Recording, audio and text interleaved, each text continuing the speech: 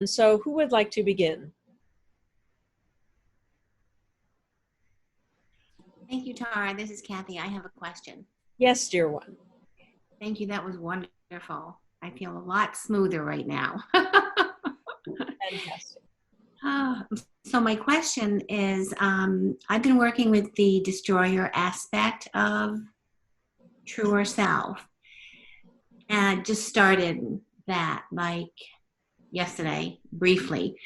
And so I was wondering about the destroyer. And so does that mean that the destroyer also works with the subconscious and perhaps the unconscious if they're destroying things that are hidden deep in the energy field? Yes, certainly so. Okay. And so you want to always think of the destroyer energy to work in tandem with the creator energy. Yeah.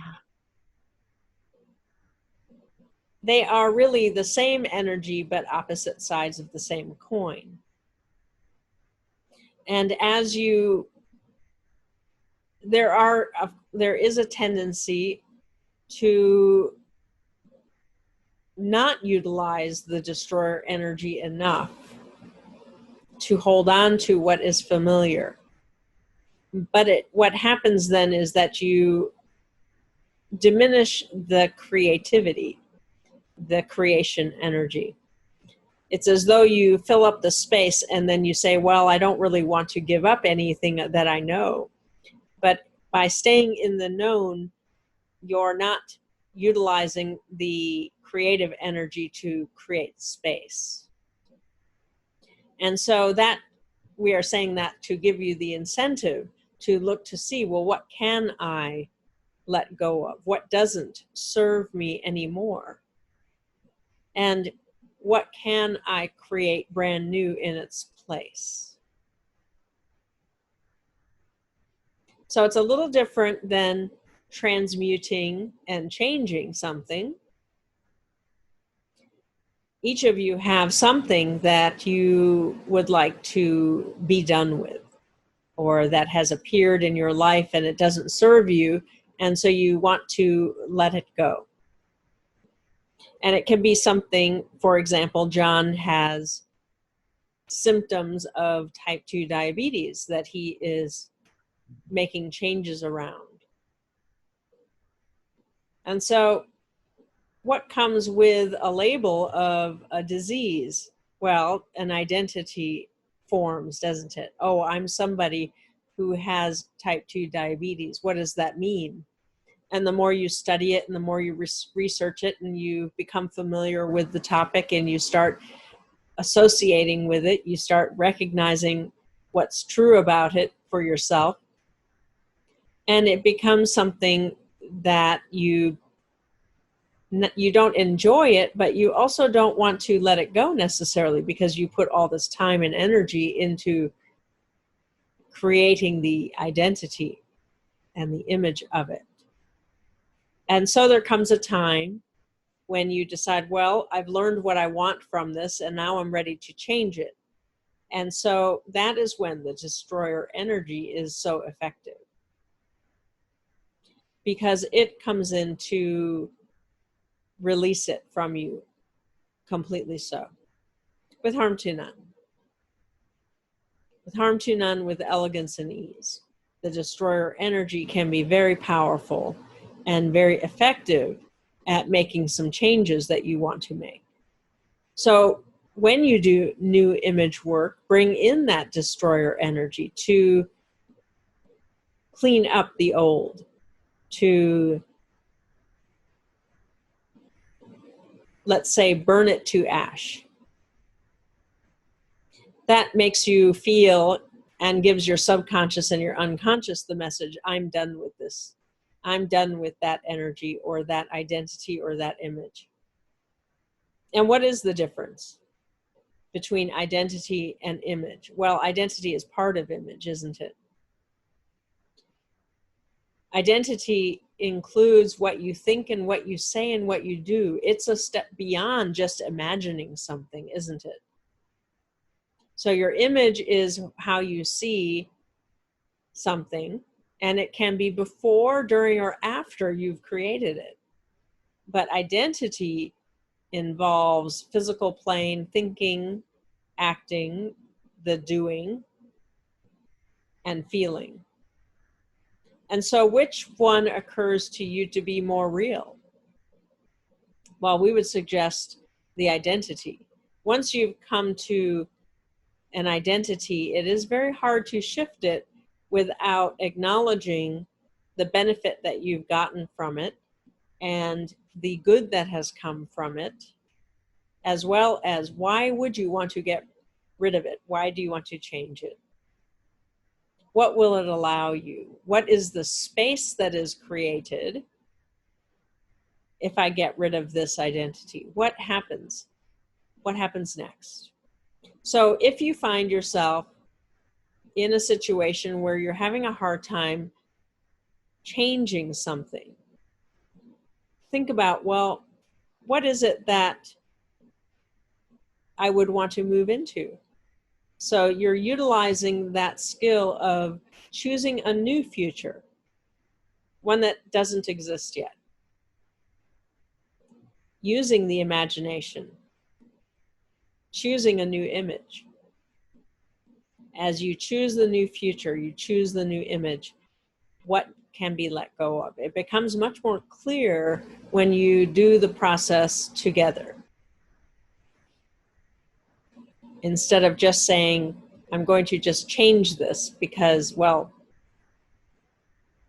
I don't want it anymore. It's really not enough for the subconscious to release you from it, or your unconscious as well. It's important to engage your unconscious mind to create the new possibility. It's important to engage the subconscious mind to begin to detail what that future is going to look like.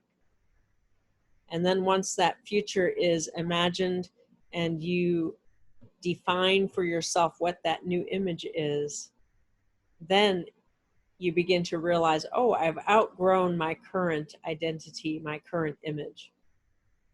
I think I am ready to let it go. And so that destroyer energy then comes into play. The destroyer says, okay, she's ready. Let's do some sort of process meditatively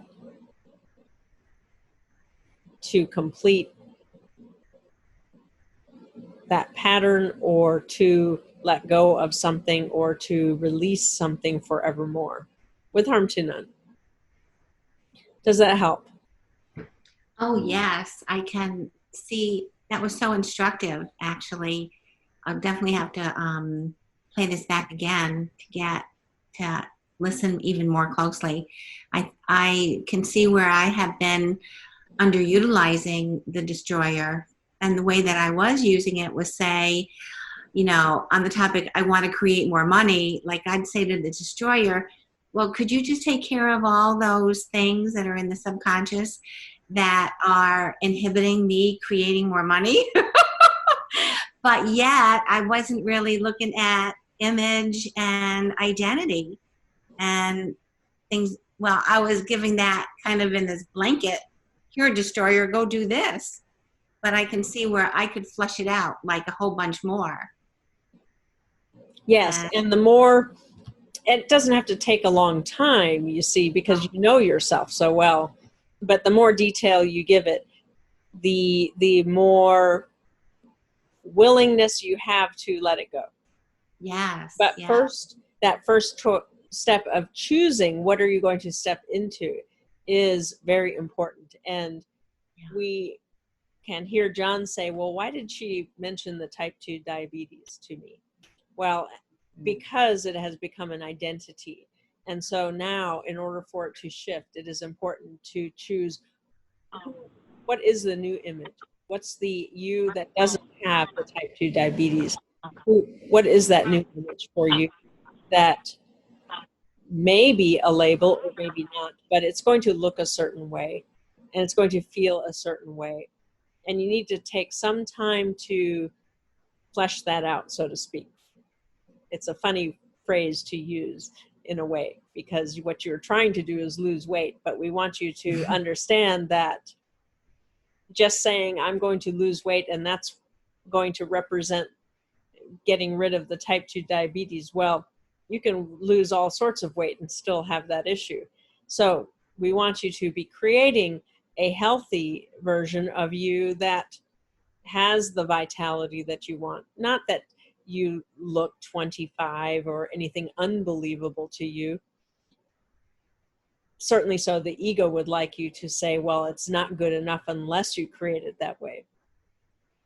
But there are certain comforts that you would like to maintain, but without the added weight of some sort of threat of disease or disorder.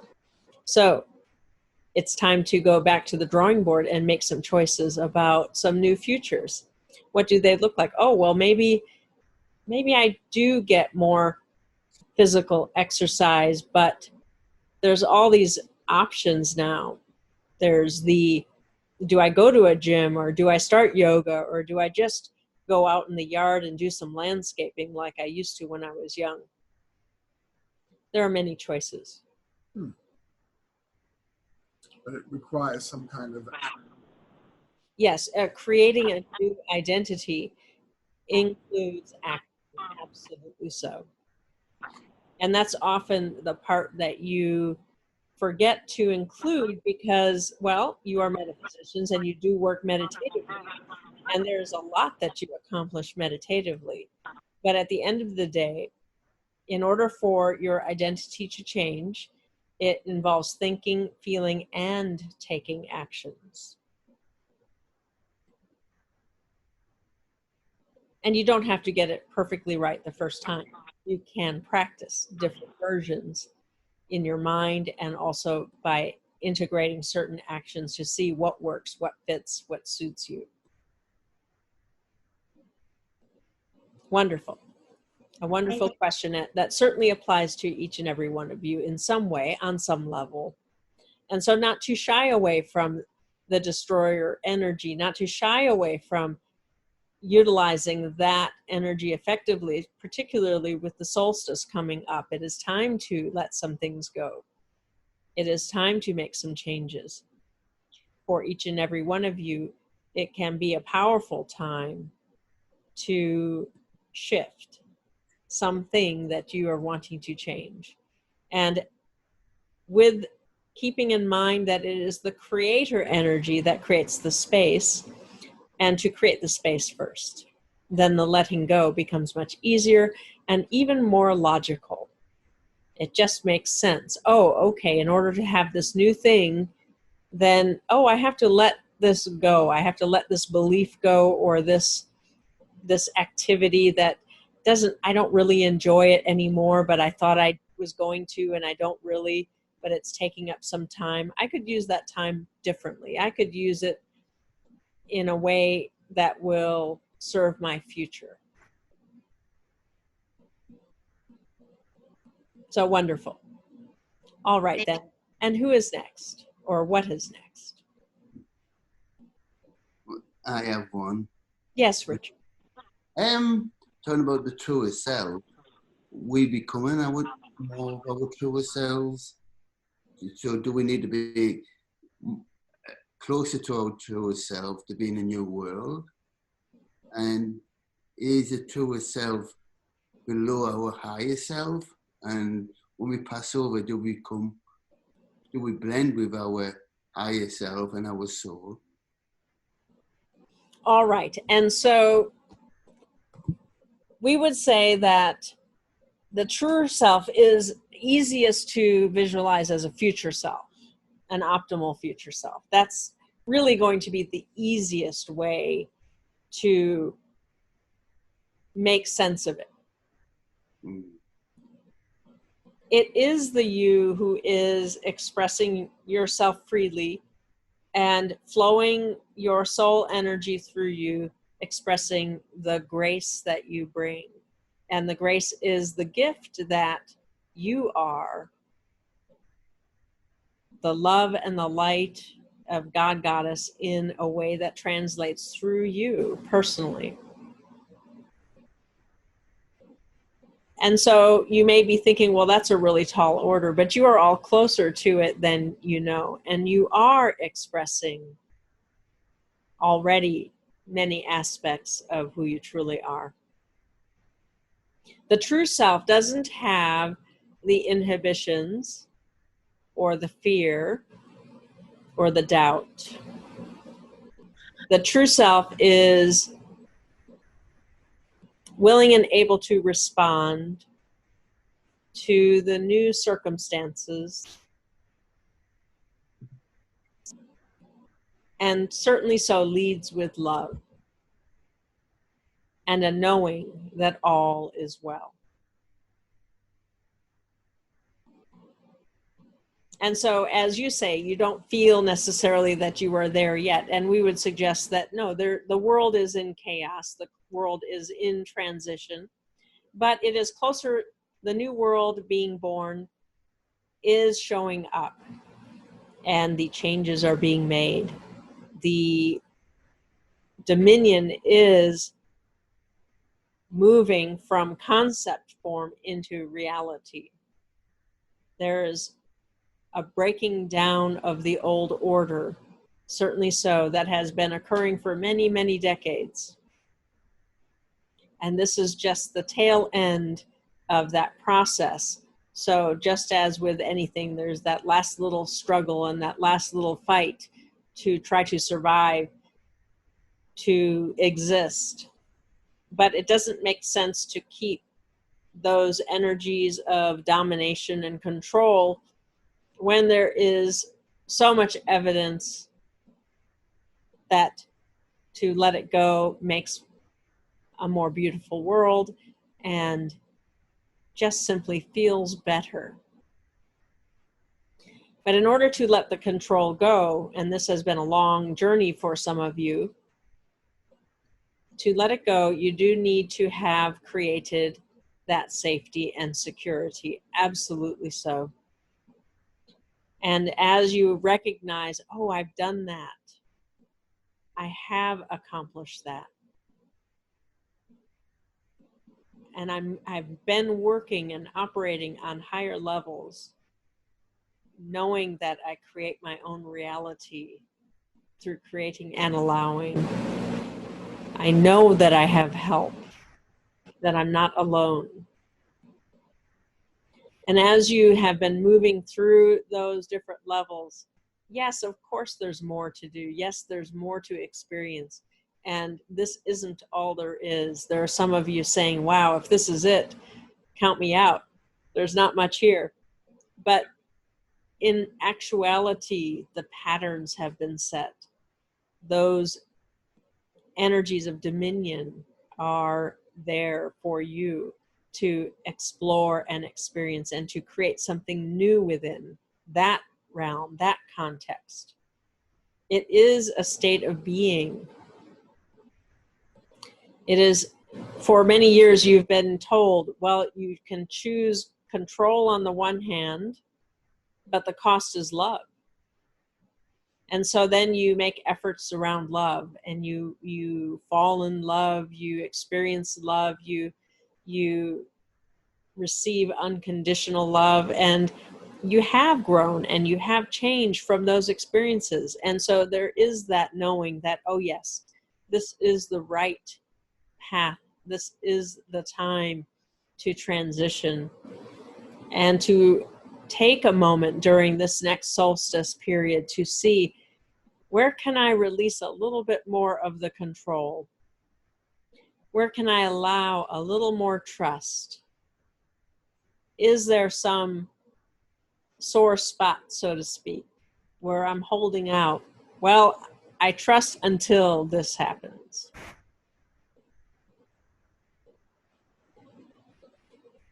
And to begin to look at your shield. What do you use to protect yourself now? And what could you use instead in a world of dominion? And so each of you have that from your past. And many of you have worked beyond it. And you don't really operate every day as though there is some pain that needs healing or some hurt or sorrow. Each of you have your unique angle on this. But as you remember the time of your wounding, there is a clue there. And certainly so, the adolescent is pretty convinced that the wounding was the worst thing ever. And yet out of that has come such an incredible experience of soul. And there's more to experience. And so as you give yourself permission to release a little bit more of that pain that comes from your wounding, that pattern that says, well, I can't really trust my soul because, well, I was wounded. And yet it is the healing of that wound and restoring the trust, rebuilding a new relationship. You see, before the wounding, your relationship with soul was automatic, just as your relationship with God and Goddess were automatic. But with the wounding came an opportunity to take some responsibility for what you are creating, to create a conscious relationship with soul, a conscious relationship with God and Goddess. And that journey during the time of the shadow has been about gathering the pieces that got stored away before the wounding even. And now you are in the time of recovering the light aspects. You have been doing so for a long time already. There's a little bit more there to get. And it's about crafting a relationship with soul that is even more conscious than it's been. And in that reaching for more comes a healing. And comes ownership and authority and presence. And even as we are speaking, you begin to feel your soul's presence. And as you allow yourself to feel that energy, have the thought, I matter. I'm beginning to get a sense that I matter. So you've had an interesting experience in the last few weeks. The theme of Black Lives Matter. And along with that, a greater awareness that all lives matter. And with that awareness and that intention, each of you have recommitted to yourselves to know that you matter. And with that focus of attention on yourselves, of knowing you matter, you then create more mattering in your world. And so you see the ripple effect of all the work you've been doing, that there is a conscious consensus awakening that people matter at a new level. It's been said before, there's even been protests about it before, but this time there's a new, we would say, consciousness around it. There's a new awareness that this time you can't ignore it, and you can't just say, well, I don't really want to deal with that right now. It's not convenient. The world has said, no, this is the time we're going to deal with this. And so they are mirroring back to you that increase in mattering that you've accomplished within yourself. And so take time this week to simply be and to Allow yourselves to feel your soul's presence around you, and to allow your soul to fill you with that beautiful light of mattering.